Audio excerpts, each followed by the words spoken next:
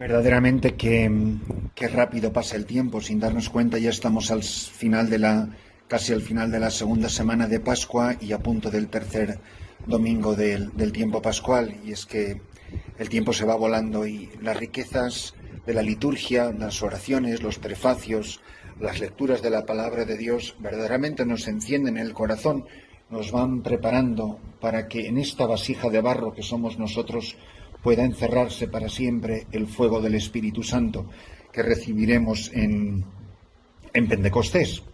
La primera lectura, 5:34, de los Hechos de los Apóstoles, tiene una frase que es para enmarcar del gran Gamaliel, un doctor de la ley, un hombre respetable y que verdaderamente da plenamente en el clavo, no para tener estigmatizados a los fariseos como si todos fueran una pandilla de sinvergüenzas. Y reflexionando sobre qué hacer con los apóstoles y que los meten en la cárcel y el ángel los saca, les prohíben que prediquen y siguen predicando y no hay manera de callarlos, dice: en el caso presente os digo que no os metáis con esos hombres, soltadlos. Si su idea y su actividad son cosa de hombres, se disolverá. Pero si es cosa de Dios, no lograréis destruirlos y os expondríais a luchar contra Dios. Le dieron la razón y, habiendo llamado a los apóstoles, los azotaron, simpatiquísimos, esta gente del templo, los azotaron, les prohibieron hablar en nombre de Jesús y los soltaron. Ellos pues salieron del Sanedrín contentos de haber merecido aquel ultraje por el nombre con mayúsculas, se refiere a Jesucristo. Ningún día dejaban de enseñar en el templo y por las casas, anunciando la buena noticia acerca del Mesías Jesús. Si esto es de Dios, no hay quien pueda con ello. Y esto hay que decirlo de la Iglesia Católica. Si la Iglesia es cosa de Dios, que nadie la va a destruir. Podrá desaparecer del norte de África o de regiones de China o de Arabia Saudita. Pero si la Iglesia es un proyecto de Dios, como lo es, la gente vive aterrorizada como que nos van a cerrar la empresa. Pero por Dios, que esto no es un invento nuestro, que esto es obra de Dios, obra del Espíritu Santo. Es donde sopla fuerte el ruaj, el Espíritu de Dios, el espíritu de la llama del cirio encendido. Y es importantísimo, porque si la idea es de Dios, no hay quien pueda con ello. A ellos los azotan, los hacen sufrir, los mandan callar, y ellos encantados de la vida, de haber sufrido por el nombre de Cristo. Y en el Santo Evangelio 6:1-15 del Evangelio de San Juan, leemos que en aquel tiempo Jesús se marchó a la otra parte del mar de Galilea, o de Tiberíades, y lo seguía mucha gente porque habían visto los signos que hacía con los enfermos. Subió Jesús entonces a la montaña y se sentó allí con sus discípulos. Estaba cerca la Pascua, la fiesta de los judíos. Jesús entonces levantó los ojos y al ver que acudía mucha gente, dice a Felipe: ¿con qué compraremos panes para que coman estos? Lo decía para probarlo, pues bien sabía él lo que iba a hacer. Felipe contestó: 200 denarios de pan no bastan para que a cada uno les toque un pedazo. Uno de sus discípulos, Andrés, el hermano de Simón Pedro, le dice: aquí hay un muchacho que tiene 5 panes de cebada y 2 peces. ¿Pero qué es eso para tantos? Jesús dijo: decid a la gente que se siente en el suelo. Había mucha hierba en aquel sitio. Se sentaron, solo los hombres, eran unos 5000. Jesús tomó los panes, dijo la acción de gracias y los repartió a los que estaban sentados. Y lo mismo todo lo que quisieron del pescado. Cuando se saciaron, dice a sus discípulos: recoged los pedazos que han sobrado, que nada se pierda. Los recogieron y llenaron 12 canastos con los pedazos de los 5 panes de cebada que sobraron a los que habían comido. La gente entonces, al ver el signo que había hecho, decía: este es verdaderamente el profeta que va a venir al mundo. Jesús, sabiendo que iban a llevárselo para proclamarlo rey, se retiró otra vez a la montaña él solo. Mirad, es un discurso importantísimo y es una maravilla que la Iglesia nos los presente en tiempo de Pascua, porque el misterio de la Eucaristía, Cristo, pan de vida, cáliz de salvación, es el fruto maduro de la Pascua. Todo el misterio pascual queda encerrado, queda contenido en la Pascua del Señor, que es lo que celebramos en cada Santa Misa, en cada Sagrada Eucaristía. Y es importantísimo atenerse a los signos, a las palabras en las que se fija el evangelista, en que se fija el Espíritu Santo, que es el que ha inspirado al evangelista, porque esto no es palabra de San Juan, esto es palabra de Dios, es Dios que habla a su pueblo. En primer lugar, la importancia que tienen los enfermos, no lo pasemos por alto. Dice, lo seguía mucha gente porque habían visto los signos que hacía con los enfermos.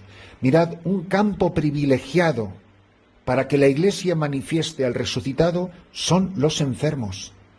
En un tiempo donde son un desecho, un desguace, donde se aprueba la eutanasia, donde no son más que un estorbo, un cacharro inútil, donde no son más que chatarra humana. Los enfermos son el campo privilegiado de la revelación de Dios. Continuamente son el medio en el cual nuestro Señor Jesucristo se manifiesta al mundo y hace sus signos precisamente en el mundo del dolor. Y qué orgullo es para la Iglesia, saber reconocer en Jesucristo resucitado, presente en el misterio pascual, el misterio de la cruz, en cada enfermo. Pues que nosotros, obispos, sacerdotes, religiosas, laicos, que no dejemos pasar nunca las oportunidades de manifestar la presencia de Cristo muerto, sufriente y resucitado en cada enfermo. El enfermo aglutina a gente. Hay mucha gente que se reconcilia alrededor de la cama de un enfermo. Los enfermos son ocasión para que mucha gente en un hospital rece lo que hace años que no ha rezado en una iglesia. Por eso el enfermo es el campo donde el Señor siembra semillas de vida eterna. La enfermedad es una gran ocasión para la conversión del mismo enfermo. Y entonces dice que Jesús subió a la montaña y se sentó allí con sus discípulos. Y dice, estaba cerca la Pascua, y es interesante porque dice, la fiesta de los judíos, como si él no fuera judío, como si esa fiesta ya no iba con ellos. Hombre, el que está escribiendo es un hombre anciano y ya han pasado unos cuantos años de la resurrección de Jesucristo cuando San Juan escribe su Evangelio. Ya la Pascua de los judíos no es la Pascua. La Pascua de los cristianos es una fiesta muy diferente. Es una realidad completamente diferente, por eso se refiere a una fiesta que no va con ellos. Y al ver que acudía mucha gente, Jesús, que debía de tener su sentido del humor, le pregunta a Felipe, y dice el Evangelio que Jesús ya sabía la respuesta, era para ponerlo a prueba. A ver qué dice este. ¿Con qué compraremos panes para que coman estos? Nuestro Señor Jesucristo le tenía que preguntar al pobre Felipe semejante pregunta. Y entonces viene el raciocinio. Nosotros muchas veces ante un problema podemos reaccionar naturalmente o sobrenaturalmente. Felipe reacciona naturalmente y hace un cálculo económico. Dice, 200 denarios no bastarían de pan para que a cada uno le toque un pedazo. Este ya había hecho su estadística, había hecho su inventario, sabía perfectamente cuánto pan y cuánto dinero hacía falta. Ante un problema podemos reaccionar de manera carnal o de manera sobrenatural. Luego viene Felipe y hace un cálculo también terrenal. Dice, aquí hay un muchacho que tiene 5 panes de cebada y 2 peces. ¿Pero qué es eso para tantos? Perdón, dice el apóstol Andrés. Y entonces es cuando Jesús da sus instrucciones. Que se siente la gente, toma de lo poquito que tiene la gente, lo bendice, lo multiplica y come todo el mundo. Pero eran necesarios esos 5 panes y esos 2 peces. Porque Jesucristo no multiplica el aire. Jesucristo multiplica, bendice el pequeño esfuerzo, el pequeño don, la pequeña entrega que hacemos tú y yo cada día con nuestra vida, nuestros pequeños esfuerzos. los pequeños esfuerzos de un párroco, los pequeños esfuerzos de un padre o una madre de familia, de un profesor, de una persona en una oficina, en una fábrica, de un taxista, los pequeños esfuerzos que hace cada uno en su profesión, el agricultor, el pescador, quien sea cada uno de nosotros, los pequeños esfuerzos que hace una religiosa en esos apostolados tan preciosos con los que ellos llenan la iglesia de la caridad de Jesucristo. Pues es maravilloso, queridos hermanos, que nosotros podamos ir descubriendo que lo poquito que nosotros hacemos tiene valor de eternidad, que el Señor hace maravillas con mis 5 panes y mis 2 peces. Pero hay una cosa importante, será poco, 5 panes y 2 peces, pero ese muchacho ha dado todo lo que él tenía y él se quedó sin comer, se arriesgó, porque con 5 panes y 2 peces una persona sacia su hambre. Pues ya serían 4.999 hombres. Si era un muchacho sería varón y estaría entre los 5.000. Digo, para que pase hambre todo el mundo, por lo menos que no pase hambre yo. Pero él se arriesga a pasar hambre con tal de que puedan comer todos los demás. La pregunta es muy sencilla y es una pregunta eucarística, porque el ofertorio está hecho de lo que el pueblo de Dios entrega y pone sobre el altar. El sacerdote, yo soy sacerdote, pero yo lo único que puedo levantar en nombre de Jesucristo, sacerdote eterno, al Padre, es lo que el pueblo de Dios ha puesto sobre el altar. No puedo ofrecer lo que tú no has traído al altar. ¿Y yo qué traigo al altar cada día? ¿He dado lo mejor de mí mismo?